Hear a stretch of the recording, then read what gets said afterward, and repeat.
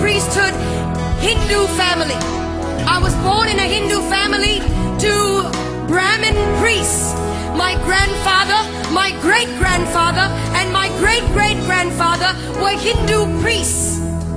It was unthinkable and offensive for a daughter of a granddaughter of a priest to come away from that system. I was so hungry for God.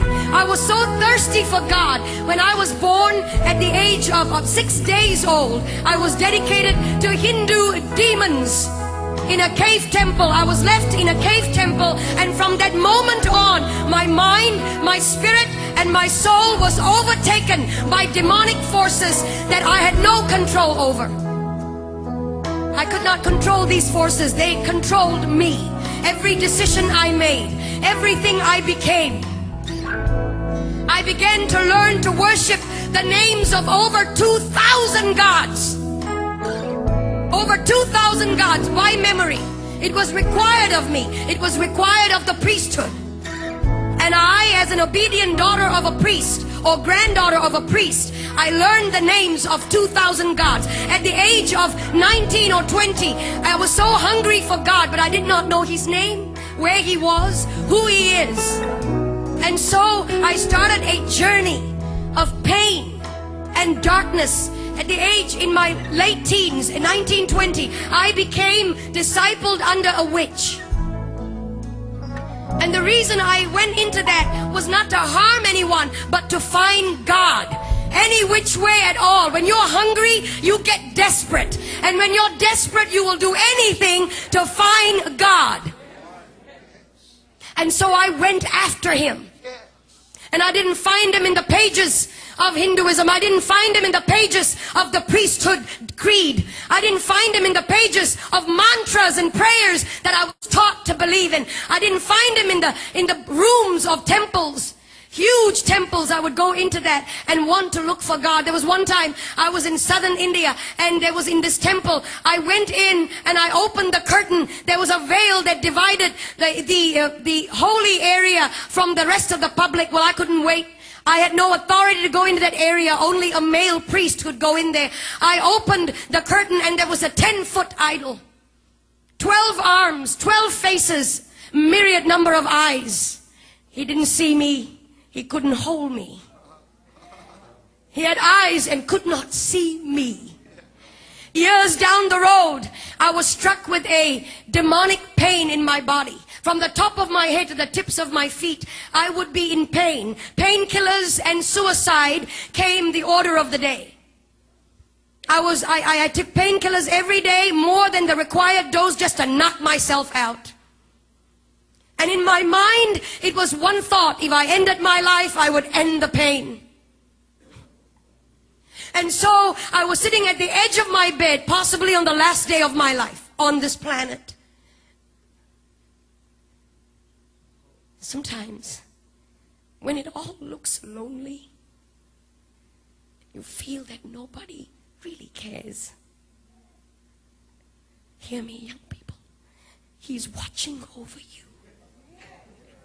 He's watching over you.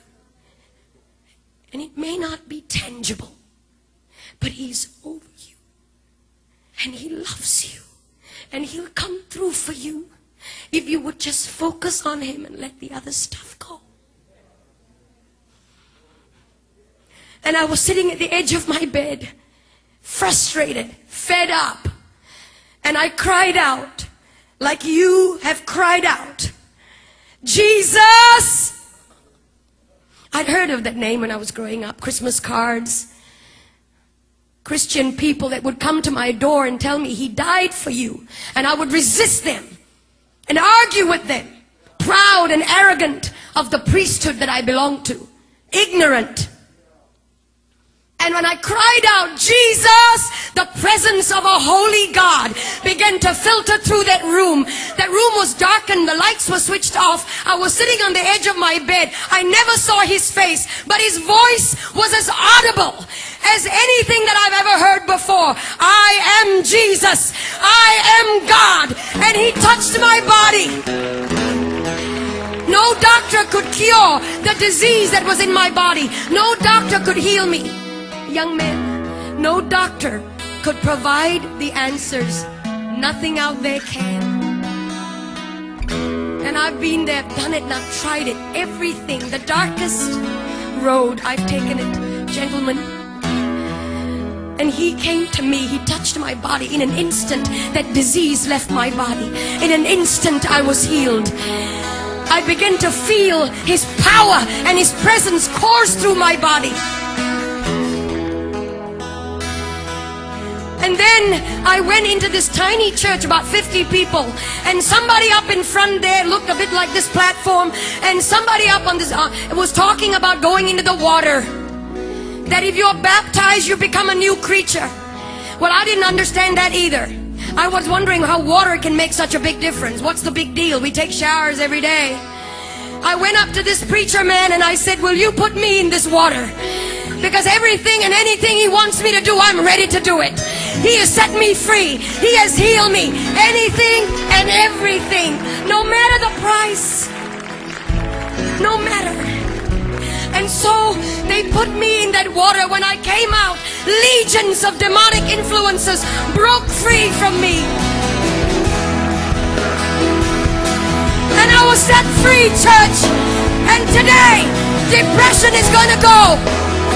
Heart disease is going to flee. Jesus is in this house. He's here. And if you can shout.